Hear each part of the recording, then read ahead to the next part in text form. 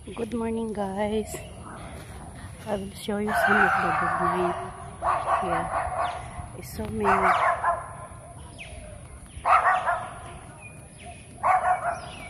Good morning, guys. Welcome to my mini vlog. Today is Friday.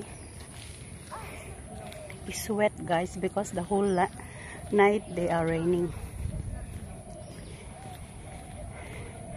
This is the gym, the fitness gym that I went here every day.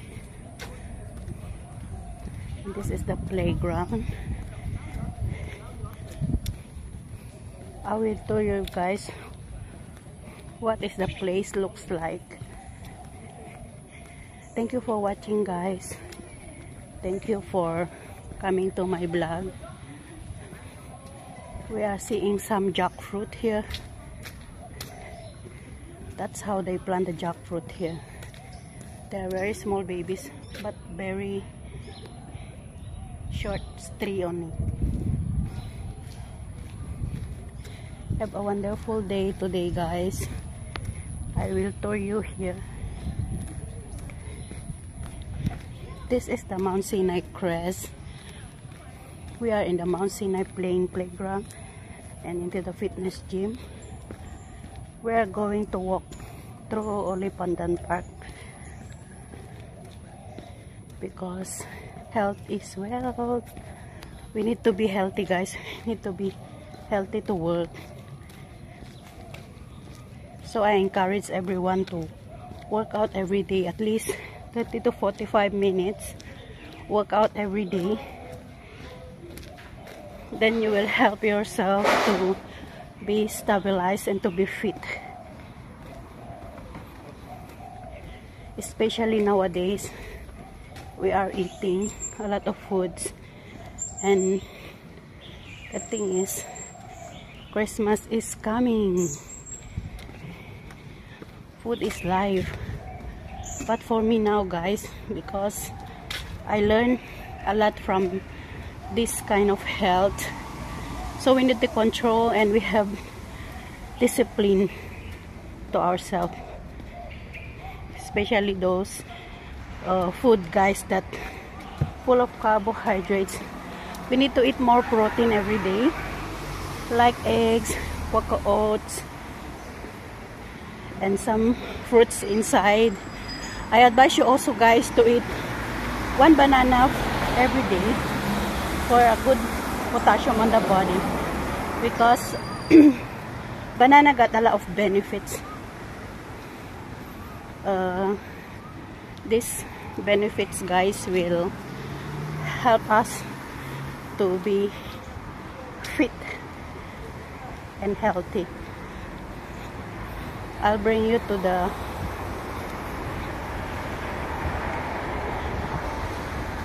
thing that I always walk, guys.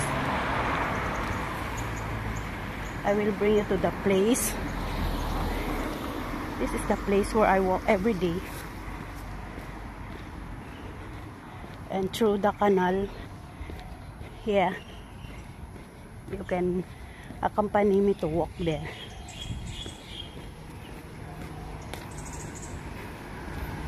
I learned about the health or my health since my kilo last time is go up to 74 kg. So it's not easy to move. You're always so tired to move. And not only that, you are always like to eat more. So when I learned from that kind of body, I went to the doctor and I feel something on my body. Then that day, he will encourage me and motivate me to exercise, so that no need to take medication. Because high blood pressure is in our family.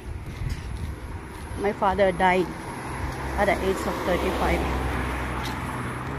Heart attack because of not controlling the food. And he put on weight 120 kilograms on that time. So it's in our genes, guys. the genes of our family is high blood pressure, cholesterol, diabetes, all this. So those chronic diseases we need to avoid if we are healthy, and we need to avoid all those things if we have discipline in ourselves. Kasi po ang talagang ang pinagmumulan po minsan ng sakit sa pagkain, lahat po ng pagkain, dahil minsan po tayo hindi po natin nakokontrol yung pagkain natin. Parang the more we get fat, the more we crave food, like that. Talagang noon nung mataba po ako, talagang sinasabi ko sa sarili ko, gutom na naman ako. But when I learned something about myself, when that day December, I went to the doctor because I feel something on my body.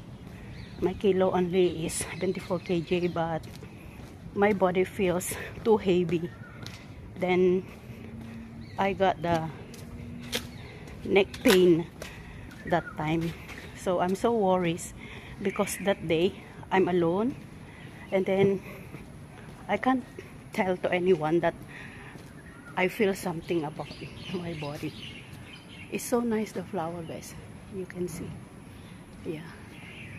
I will tour you around here. This is the Holland Grove Lane. I will tour you around here, guys. De, ganun po yun. Nung 74 kg po ako, nakaramdam po ako ng sakit sa batok. Tapos hindi ko po alam na yung sakit ng batok na yun ay mag-uumpisa na pala yung aking high blood. So when the time I feel that pain, sinabi ko sa sarili ko, magpa-check up ako, tingnan ko kung ano mangyayari sa akin. Tapos nung nagpa-check up ako that time, ang sabi ng doktor sa akin, ako daw ay high blood. It go up my blood to 174 over 124. Sobrang taas po niya. Kaya nag-worries po ako, nag-alala po ako. Ay, kaya pala, sabi ko, nagluto pa naman ako ng sinukmani, suman, salad, kasi mag-isa po ako. Parang nispoiled ko yung sarili ko, gusto ko naman kainin yung mga Philippine food. Ayun, nung nalaman ko na, na-check up ako ng doktor na ganun, 174 over 124, talaga nagpanik ako. Sabi ko, Dok, anong maganda kong gawin? Yun ang sinabi ng doktor. As a good advice and as a good motivation, sabi niya, sabi niya ganun, kontrolin mo ang pagkain mo, especially rice. Especially daw yung mga tinapay. Alam niyo po, araw-araw, dito po kasi, ang breakfast namin, tinapay. Tapos ang merienda, tinapay, ganun din. Ang lunch, noodles. Then dinner ay rice. So ang sabi niya sa akin, cut down daw lahat. O may nag-iisang bunga ng papaya dito. Tapos cut down daw yung aking rice, yung aking carbohydrates. So ang sabi ko, okay, sabi ko, makikinig ako sa'yo dahil gusto kong mabuhay ng matagal. Dahil yun nga po, genes na nga po namin ang high blood. Tas atake sa puso. So, ayaw ko naman pong mangyari kaagad yung nangyari po sa papa ko. So, nung pinayuhan ako ng doktor, nasabi niya, I will motivate you to exercise. Kailangan araw-araw, consistency na araw-araw kang lumabas, araw-araw kang mag-jogging. Even for the beginning, sabi niya, walking muna. Kasi ang running at jogging daw, mapepersa yung puso ko sa pagtibok. So, yun ang sabi niya sa akin. Sabi niya, you start walking 1 kilometer first to 2 kilometer a day. Para po yung encouragement niya. Kung gusto mo talagang bumaba yung pressure mo, bumaba yung kilo mo, i-motivate kita na sabi niyang ganun. Yung nga po, mag-exercise ako araw-araw, tapos yun ang sabi niya na kailangan kong ibaba yung pressure ko. So, kasi po dito, every 6 months may medical po kami. Pero pag gusto mo pong magpa-check up, may nararamdaman ka, anytime naman po. Open yung mga polyclinic, yung mga clinic po nila dito na pwede mong pagpa-check upan kung may nararamdaman ka sa sarili mo. Uy, so beautiful butterfly. It's beautiful. Colorful pa siya. Tapos yun, di nung in-encourage ako ng doktor na ganun, willing naman po akong baguhin yung sarili ko. So, yung advice nila, sinabi ko po sa boss ko na ganito po, sabi ko. Kaya pala ako pinagsakitan ng batok kasi high blood po pala ako, sabi ko. Tapos, ang kilo ko po 74. Yung height ko pong 5'4", at kailangan po pala ang BMI niyan, yung 120, ganun lang. Tapos, ang kilo ko dapat ay nasa ano lang, 50 below. Parang ganun ang kilo ko. Kasi, nagbabase po sila sa BMI. Tapos, yun po yung talagang advice sa akin ng doktor na sinabi niya sa akin na kung talagang willing kang magpapayat at ibaba yung dugo mo, makakaya mo yan. Sabi niya ganun. Take it slowly. Yung unang buwan, sabi niya, maglalakad ka muna. Tapos pag gumaan-gaan ka na, yun pwede mo na yung gawin. Pwede kang mag-gym, pwede kang mag-yoga, pwede kang sumayaw. So, sabi niya sa akin, malaki ang maitutulong nito. Sabi niya, malay mo, after 6 months, you come back. Sabi niya, sa medical mo, marami ng improvement sa buhay mo. So, kaya po yun, nag-start po ako talaga na nag-motivate ng sarili po para po ako'y pumayat. Kaya it helps a lot po yung payo ng doktor dahil alam niyo po ay nagtatrabaho po ako dito sa ibang bansa. Gusto ko rin pong maranasan kung paano mamuhay ng maayos, paano mamuhay ng matagal. At syempre po, di ba po, yung buhay natin, syempre, alam nyo po, ako po yung taong takot mamatay. Kasi noong naramdaman ko po yun sa sarili ko, ang inisip ko po talaga negative na siya. Sabi ko, paano kaya ito? Sabi ko ganun. Baka, sabi ko, baka ito ay mamamatay na ako. Sabi ko, dahil biglaan biglaan po kasi nung namatay yung papa ko, kaya yun na din po yung inisip ko.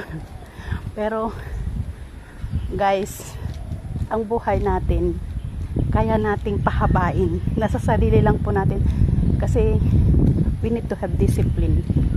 Ayun, tapos may time pa po na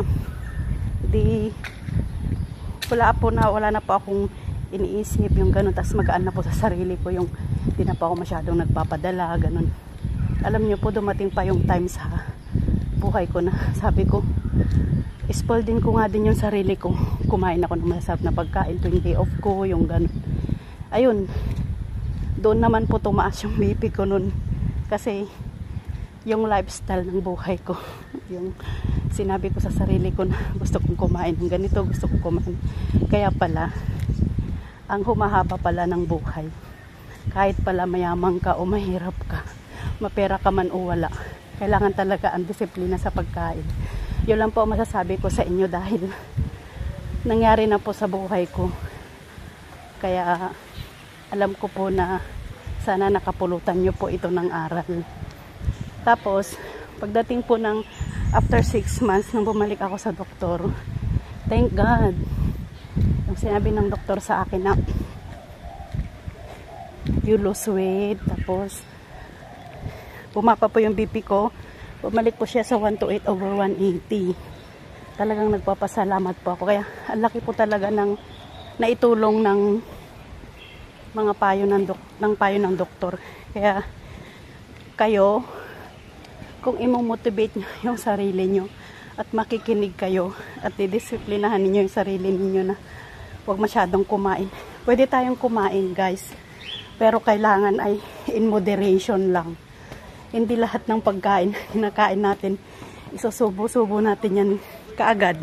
Dahil, alam nyo po, doon ko na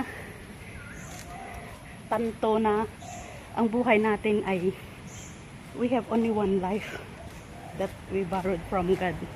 Na isang araw kukunin din niya tayo, ganun. So, I realize na lahat ng naging mindset ko sa mga panahon na gusto kong kumain ng marami, kumain ng masarap na pagkain, yung pala, may risky sa katawan. So, nung napakaganda na nung BP ko, nung kilo ko, bumaba po ako ng halos 20 kg yung binaba po ng aking BP. Alam nyo po ba, tuwang-tuwa po ako. Tapos yun, na-maintain ko na po ngayon. Kasi pinagpatuloy ko pa rin po yung aking pag-jog, walk, running, araw-araw. Dahil binigyan po ako ng boss ko ng pagkakataon na mag-exercise sa umaga. So, sabi niya, you motivate a lot yourself. Kaya, gawin mo pa rin yan habang nandito ka sa amin. So, I'm so thankful na understanding sila. Napakabait po nila. I'm so thankful na lahat po ng ginagawa ko araw-araw, very supportive po sila. Dahil alam nila na ang buhay ay mahalaga. Thank you for watching, guys. Ito po, na-tour ko na po kayo lahat. Thank you for watching, guys. Have a blessed Friday to all. Sana po kapulutan po ninyo ng aral yung naikwento ko po sa inyo. Thank you. Thank you for watching my vlog, guys. I love you all. Mag-e-end up na po tayo dito.